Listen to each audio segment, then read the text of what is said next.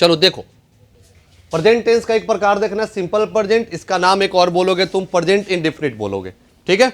देखना इसका basic structure होता है सब्जेक्ट प्लस वर्ब 1 या वर्ब 5 प्लस ऑब्जेक्ट होता है, ठीक। अब वर्ब 1 या वर्ब 5 तुम लोग समझना। वर्ब 1 अभी बताएं तुमको, ये वर्ब का क्या होता है, मूल रूप होता है।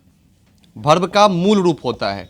जो भी तुम्हारा डिक्शनरी में जो भी तुम्हारा मिलेगा वो सबका सब कौन सा वर्ब होता है, वर्ब का पहला रूप होता है, वो उसको वर्ब 1 कहोगे, ठीक।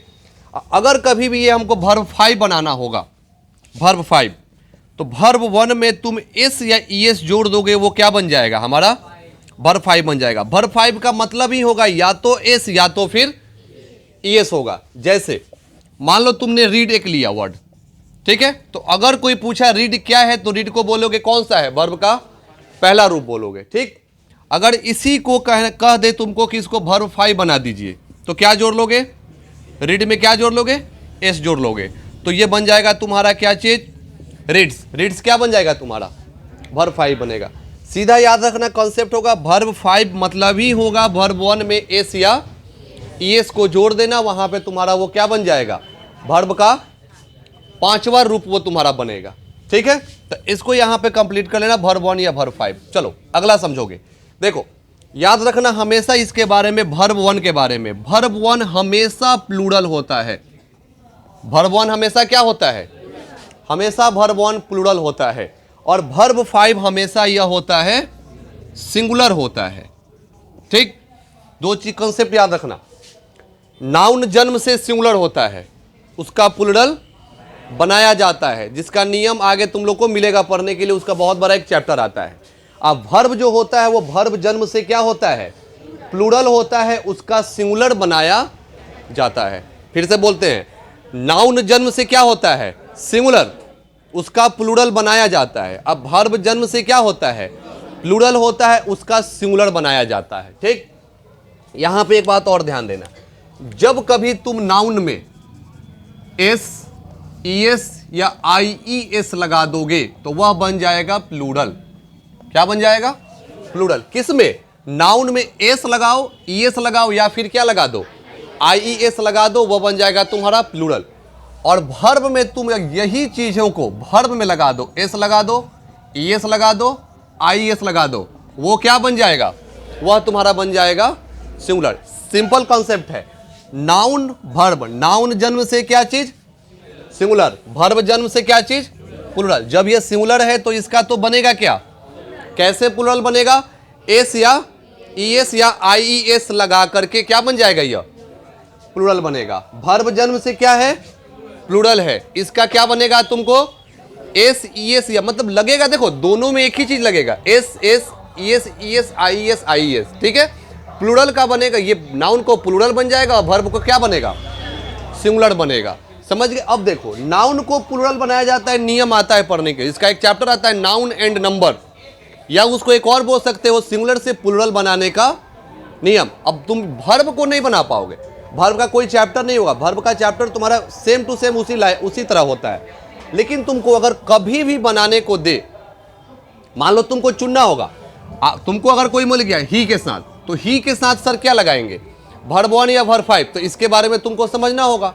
क्या समझना होगा, क्योंकि ही खुद ब खुद क्या है, ही खुद ब खुद सिंगुलर है, और जब ये सिंगुलर है तो इसके साथ वर्ब भी क्या चाहिए, इसको सिंगुलर ही चाहिए।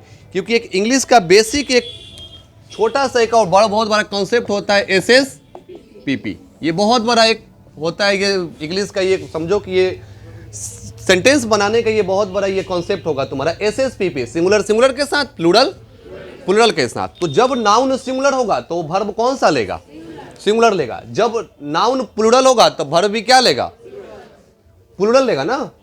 ही तुम्हारा सिंगुलर है कि प्लूरल है, ही सिंगुलर, तो इसके साथ वर्ब भी कौन सा। तो अब ध्यान से सोचना, ही तुम्हारा सिंगुलर है तो ही वर्ब 1 या वर्ब 5 में ही किसको लेगा, सिंगुलर वाले को लेगा। तो वर्ब या 1 या वर्ब 5 में सिंगुलर कौन सा है, वर्ब, तो ही के साथ वर्ब 1 या वर्ब 5, वर्ब 5 रटना नहीं है, ये नहीं रटोगे sir third person singular number, second person plural number, ये कॉन्सेप्ट रखोगे जिंदगी भर कंफ्यूजन में रहोगे, फिर जिंदगी भर अंग्रेजी टोते रह जाओगे। इसलिए सिंपल याद रखना, तुम सिंगुलर है तो सिंगुलर लगा दो, प्लूरल है तो प्लूरल लगाओ। खोजो, अगर तुम्हारे पास यू आ जाए तो ही के साथ तुम रीड की रीड्स, अब बताओ तो ही के साथ रीड की रीड्स, रीड्स होगा। देखो ये देखो, एक और इस पे ट्रिक तुमको समझाने के लिए समझा देंगे, ध्यान से देखना। ही के साथ तुमने क्या लगा दिया? रीड्स। उसके बाद कुछ भी लगा दो, he reads English, he reads mathematics, he reads social science, he reads physics, कुछ भी लगा सकते हो, कोई दिक्कत नहीं होगा। अब देखो यू तुम्हारे पास आ जाए, अब बोले यू के साथ तुमको रीड लगाओगे या रीड्स लगाओगे, ध्यान से समझना है बात को।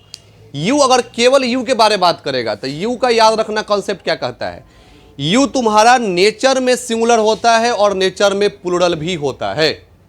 यू क्या होता है? यू नेचर में सिंगुलर भी होता है और यू नेचर में प्लूरल भी होता है, लेकिन यू के साथ हमेशा वर्ब प्लूरल लगता है। क्या कर ले, फिर से सुनो, यू तुम्हारा नेचर में सिंगुलर भी होता है और प्लूरल भी होता है, लेकिन यूज में हमेशा क्या आएगा? प्लूरल आएगा। सॉरी, नेचर में, ध्यान से समझना है, नेचर अलग होता है और यूज अलग होता है। नेचर में सिंगुलर प्लूरल दोनों, जैसे अगर तुम कहेगा तो भी यू तो वो सिंगुलर है, अगर तुम लोग कहेगा तो भी यू तो वो प्लूरल है, अगर आप कहेगा तो भी यू सिंगुलर, अगर आप लोग कहेगा तो वो प्लूरल, लेकिन यू लगेगा। लेकिन तुम देखना यू के साथ हमेशा आर लग जाता है, तो आर क्या है? आर प्लूरल एक्सक्लूसिव वर्ब है। आर क्या है? प्लूरल एक्सक्लूसिव वर्ब है। अब बताओ, यू नेचर में सिंगुलर है और नेचर में प्लूरल भी है, लेकिन यूज में हमेशा यह क्या आएगा? प्लूरल आएगा। तो यू के साथ रीड की रीड्स, यू के साथ रीड आएगा। क्या आएगा? यू के साथ रीड आएगा। क्यों यू के साथ रीड आएगा? क्योंकि यू प्लूरल है, अपने साथ ये वर्ब भी कौन लिया? पीपी वाला लिया, एसएस पीपी लिया।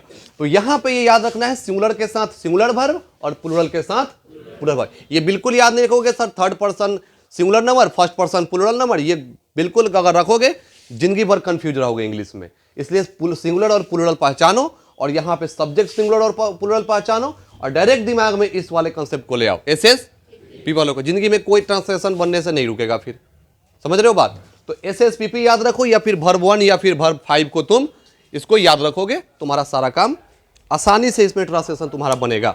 ठीक है, इसको